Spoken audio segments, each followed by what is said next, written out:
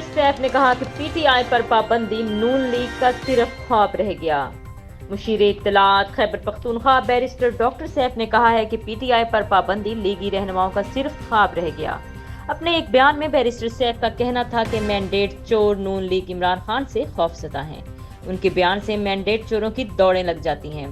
बानी पीटीआई जाली फार्म 47 और मैंडेट चोर शरीफ खानदान की तरफ लंदन भागने वालों में से नहीं।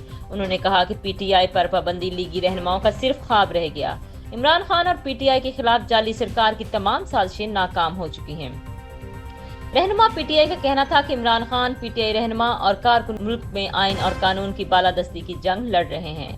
फार्म 47 जाली सरकार शिकस्त तस्लीम करके कौम से माफी मांगकर फौरन इस्तीफा दें, बसूरते दीगर उनका आखिरी अंजाम इंतहाई नागुफ्ता भी होगा। बैरिस्टर सैफ ने मजीद कहा कि मुल्क की तरक्की का वाहिद हल जाली फार्म 47 हुकूमत का खात्मा और नए शफाफ इंतखाबात हैं। मजीद खबरों और अपडेट्स के लिए सब्सक्राइब करें हमारा चैनल और देखते रहिए ताक न्यूज।